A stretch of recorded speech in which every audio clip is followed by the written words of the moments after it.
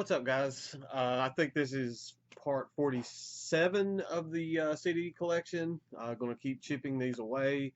I do apologize. It is storming outside, so you may hear that. There's a little bit of hustle and bustle going on in the house, but nothing too bad. Nothing that we can't just keep on knocking down these collection videos with.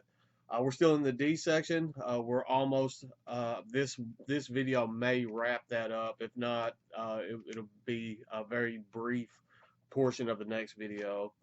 Just getting into it, we have some brutal death metal out of Indonesia. Go figure. There's more brutal death metal bands in Indonesia than I think any other country in the world. This is a band called Drop. Um, this was released on Breeding Records, and the name of this, I think this is their only full length. If it's not their only full length, it is their first full length. This is entitled Sadistic Independent of Bliss. So, pretty decent. I'm not sure how I got these. I have this that came out in 2012, and then I have the follow up EP, both in my collection that I'll show in just one moment. I don't remember where I picked these up from. I think I got them together, but I could be wrong on that. And as I was saying, I have the follow up EP. This one is entitled Savage Revenge, also from Drop, and this was released on Brutal Mind. And I'm pretty positive I didn't purchase these from Brutal Mind, Big Cartel. So I don't remember. So forgive me. I don't remember where I may have got these on eBay or something. I may have not even got them at the same time. I may have gotten the EP first because this one is a bit more fresh on my mind. So I may have had this and then backtrack for the full length. I'm not sure. The EP is very solid. I like that full length as well. Brutal death metal is something I have to be in a mood for. You wouldn't think that as much as I get, but when I get in the mood, I stay in it for a while, and those definitely help scratch that itch when it hits. Next up, changing gears completely, we have some Dropkick Murphys. This one is Blackout. This is, I think, the two disc. It's got a DVD, yeah, which I have never watched the bonus DVD. This one has like a bit of a like nostalgia feel just from my college years. This came out in 2003, and I can remember nights having a bit too much to drink and listening to some of this stuff, and it kind of flashes some memories back every time I hear it. And then I have Dropkick Murphys with the Warriors Code. I picked this up at Hastings when they were all going out of business. I got this for just I think like $1 or two when they were shutting down. It has their version of the Green Fields of France on this particular release, and I do love their rendition of that song. So nice to mix it up a little bit and listen to something different every once in a while. Next up, this is from Slow. I mean, you might be wondering why an album from Slow is in this portion of uh, the collection, but the band changed their name to Drown. So the name was released when they were still using. Well, it's a one man when he was still using the moniker Slow. This is Slow with Unsleep. I absolutely love this album. It was came out in 2014. Um, Very nautical themed, funeral doom, atmospheric doom. Kind of a man. It has that feel. I think it's telling the story of a man drowning and kind of coming to grips with the fact that he's sinking and he's not going to make it. And but the album itself is just it is phenomenal. I fell in love with this album back in 2014 when I first heard it, and I snatched this up from Metallic Media. When I first started this channel, I know you guys remember me picking up stuff from Metallic Media quite often. This was one of those albums. I still love that album as much today as I did back then. And then I have the follow up. This is after he's changed the um, project name to Drown, and this is Sub Aqueous. I actually have both of these albums on vinyl as well. Maybe after I get the CD collection shown through, I may go back and show my vinyl collection. It is much smaller than the CD collection because if you know me at all, you know I prefer the CD format. This one's pretty good, but for me, Unsleep, nothing that he ever does will probably touch that album just because I love it so much. But Subaqueous is very good as well. He has another full length that came out last year. I don't know if there were physicals for that or not. I don't have it if there were physicals for that. Next up, we have some depressive black metal out of Oregon. This is Drowning Deeper with No Light Ahead. This is a self-released CDR full length. I think this came out 2015, maybe. Yeah, 2015. Can't believe I remembered that. Very good. I picked this up fairly recently. I think I got this from Redstream. If I did not get it from Redstream, I got it from Paragon. I knew it was a CDR. I knew it was self-released when I purchased it, so it's not like I got bamboozled. That's just the way it came from the artist. I know you don't see that much anymore with just that kind of CDR homemade deal, but that's how that came, and it's very fitting for the music on this. It is very minimalistic and just some really good depressive black metal. Next up, this is the only album that I own from this band. This is Australian black metal, Drowning the Light. They have a ton of releases, and this is the only one that I happen to own. This one came out in 2009 and is entitled "An Alignment of Dead Stars." A very strong black metal release here. Everything that I've heard from this band is really good. I just haven't sought out their material.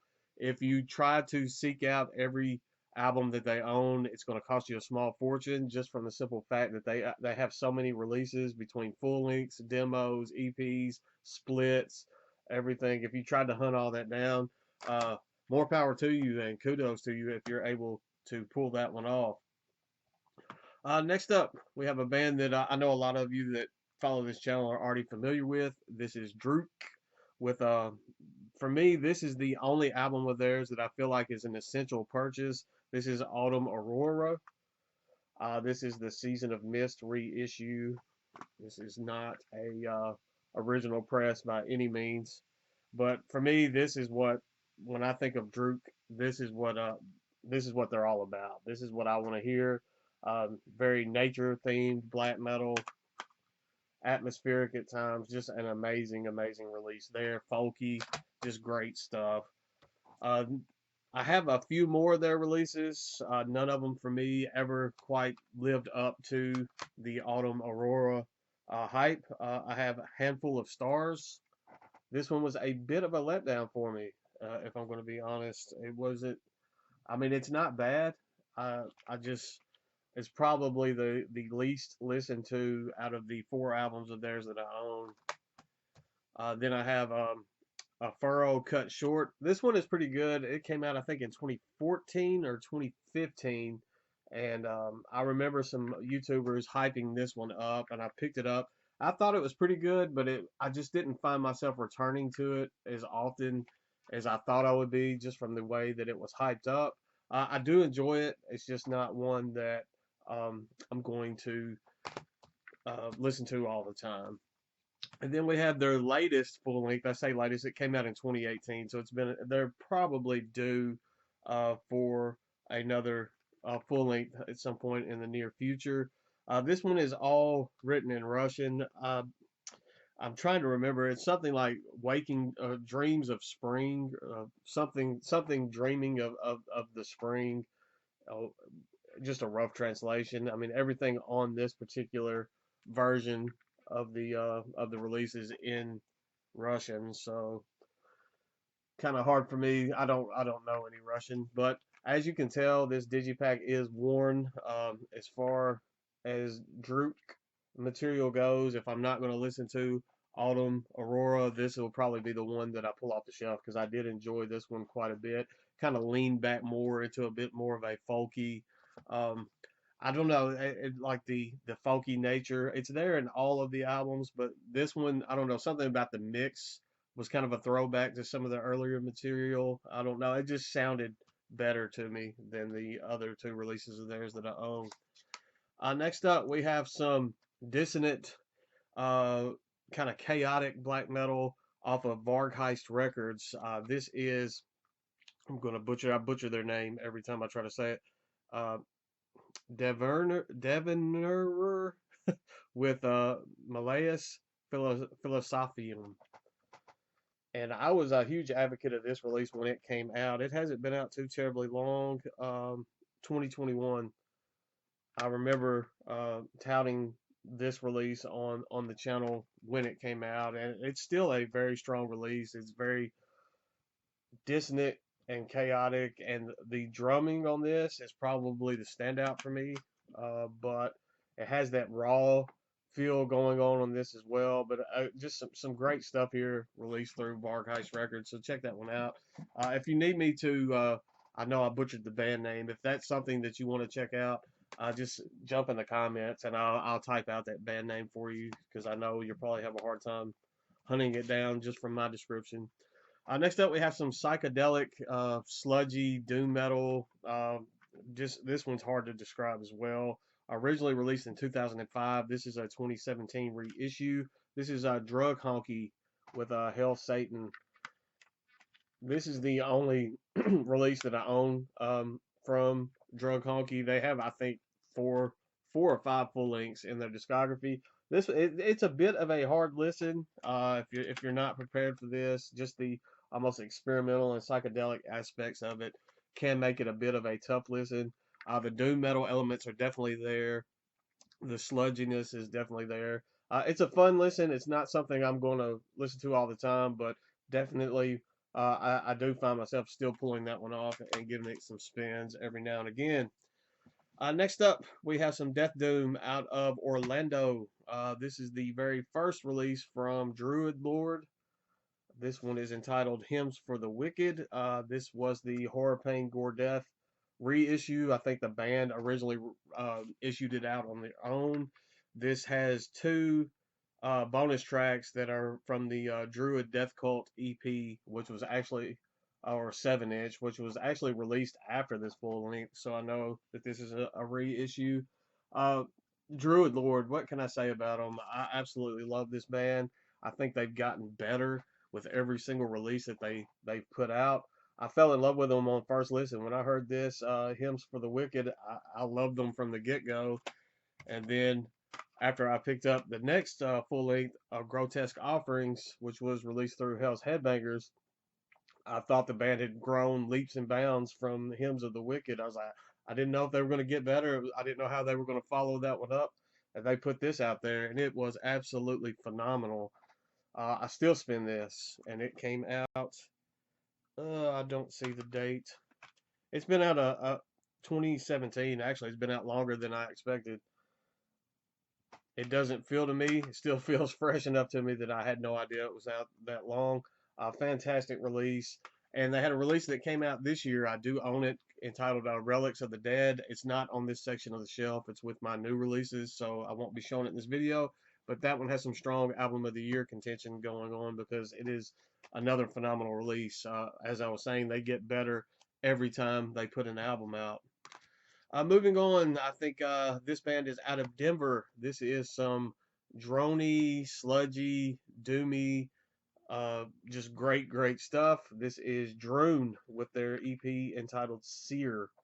This is only 3 tracks, but it comes in at almost 30 minutes. So you kind of get that drony, sludgy feel just from the lengths of the album. I mean, of the tracks. I did mention this on an early 7 Deadly Spins video. I don't remember exactly when this EP came out as far as what year it came out, but it hasn't been out just too terribly long. They put a full length out last year, which I absolutely loved. It was only 4 tracks. You had 3 tracks at 30 minutes, 4 tracks coming in at over 40, but that's kind of the name of the game.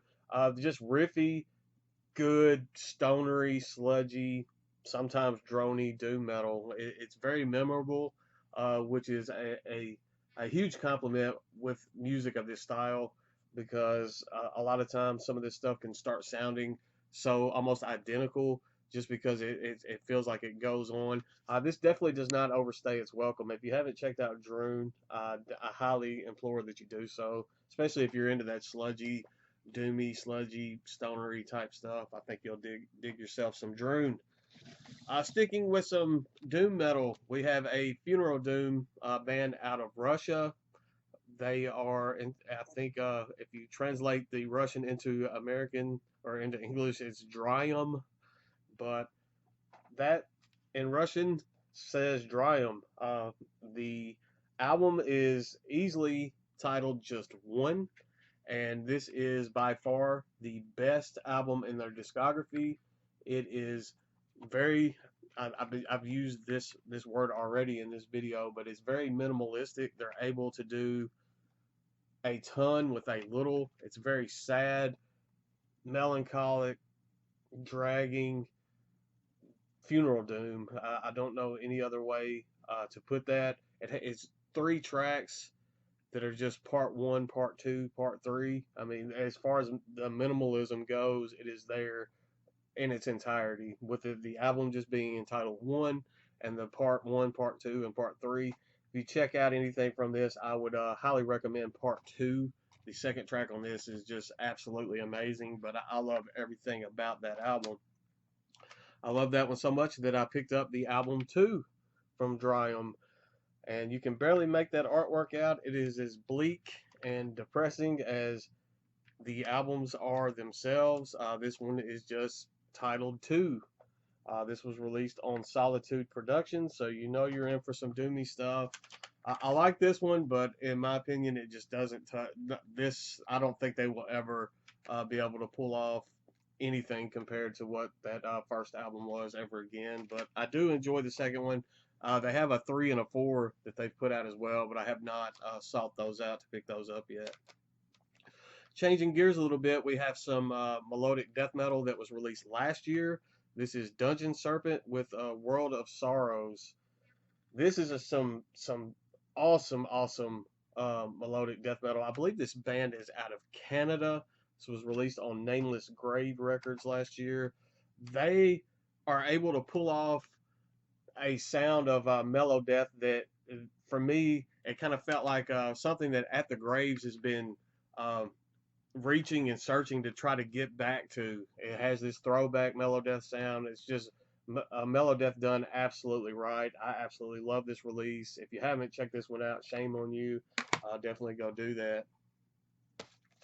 Next up, this is one is a bit of ridiculous.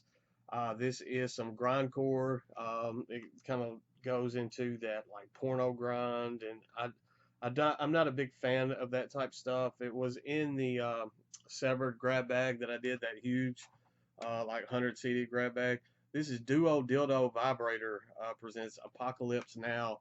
I did my due diligence and listened to this once because I didn't want to have stuff on the shelf that I haven't listened to. But even I don't know if it was done on purpose or what, but like the actual CD smells. Like when you open it up, there's just this smell that comes out of it. It just smells like balls, and I don't know if that was done on purpose, but I guess it's kind of fitting. But we're just going to move on from that one.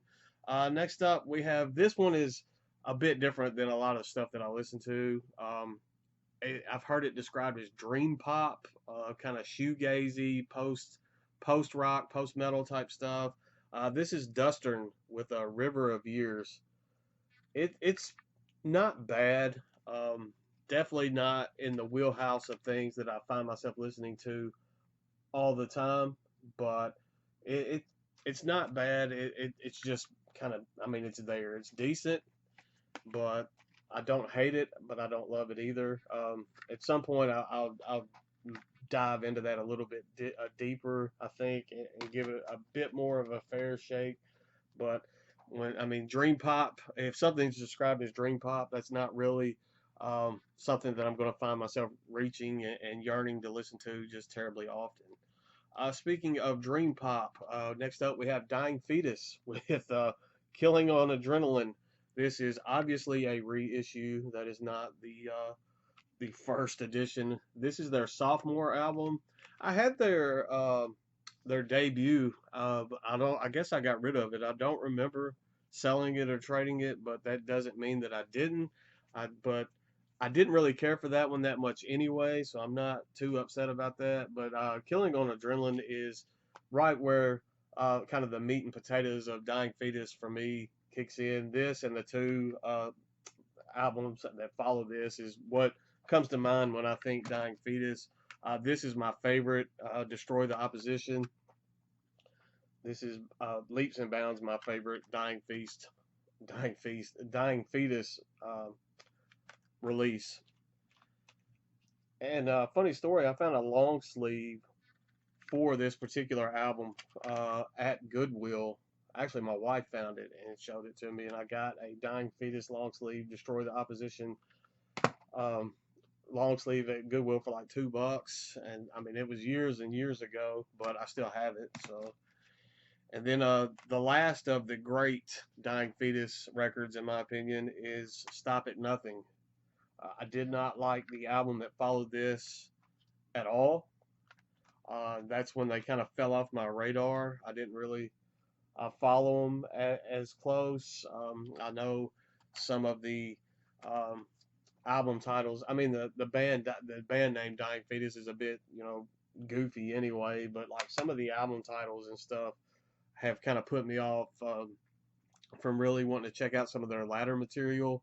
I got this one I got it at a super steal. There was some kind of uh, relapse sale going at one point or something, and I picked this one up for next to nothing. And this is Descend into Depravity, and I actually really like this one. I actually liked it more than I was expecting to, and now it kind of makes me want to go back and check out the I think it's called like Reign Supreme or something. I definitely want to check that one out because I've heard some good things, and it's kind of like shame on me for letting that one album that I didn't like kind of ruin me on and cause me to miss out on some stuff that I probably would have really liked, because Descend into Depravity is actually a very solid release. Next up, if you've ever in your life purchased a Willow Tip Records grab bag, then you probably have this release. I think this record has come in every single Willow Tips CD grab bag that they've ever put out. This is The Dying Light with The Killing Plan. And it's unfortunate that I guess either they way overproduced this or they just did not move like they expected it to. But this is some killer death metal. Um, Metal Archives has this band listed as black and thrash, and that for me could not be farther from the sound that I get from them. Eric Rutan actually did the engineering and producing on this release, and it kind of shines on through. It has it's a bit more technical than some of that old school Florida death metal, but it has that Florida feel going on in this. The drums are perfectly mixed into this, and the band is able to keep up with the drums and play off of that absolutely perfectly. The technicality is definitely there, and I'm a huge advocate for this release. I hate the fact that it just didn't move the way that it should have, especially when Rutan puts his hand into something, it's going to turn out to be pretty good. But if you're into mellow death, like technical melodic death metal, I think you'll enjoy The Dying Light. I know I really do. Next up, we have some more brutal death metal. Um, I think this band is out of the U.S. Could be wrong on that. I don't remember. Brain rot. This is a Dysentery with Fragments, and I know that you've probably seen that that artwork on that cover there, all over the place. I've seen it on distros and all over. I think I purchased this from CDN. This was released on Comatose Records, but I think I purchased this actually on a CDN record sale at one point. And no regrets there. It is some pretty solid brutal death metal. And then the last album for this video is some folky black metal. This is Desperium, and I believe this is their self-titled. This came out in around 2009. It's when I really started getting into Agalloch and stuff that had this kind of sound to it. This came out before there were a million bands kind of cloning that folky, doomy black metal. I know Agalloch arguably is not black metal. I know some people look at them as like an atmospheric doom metal. I can see that. I see the black metal elements in their material as well. This is just folky black metal. It has a few atmospherics, but I can appreciate this just because of the time period that it came out in. Had it came out a few years afterwards, I would be like, this is just a copy paste clone, because there were so many bands that it just came out all at once that all sounded almost identical, and they were trying to sound like the other bands. This came out at a time before all of that, and I can respect them for that. So, decent stuff here from Desperium. This is one that I still pull off the shelf every once in a while and still give it a spin. So that definitely, I've had it in my possession, over 10 years now, and the fact that I still pull it off and listen to it is a testament to how much I do enjoy that album. That's all I've got for this. Hopefully, we will be on the E section on the next video. If not, well, I know for a fact that we'll be into the E section. I think that wrapped up the D's, but we'll find out for sure when I pull off the next portion of the shelf. That's all I've got for today. Stay classy, stay metal. I'm going to try to keep these coming at least once a week so we don't fall behind like we did before. But I'll see you guys soon, I promise.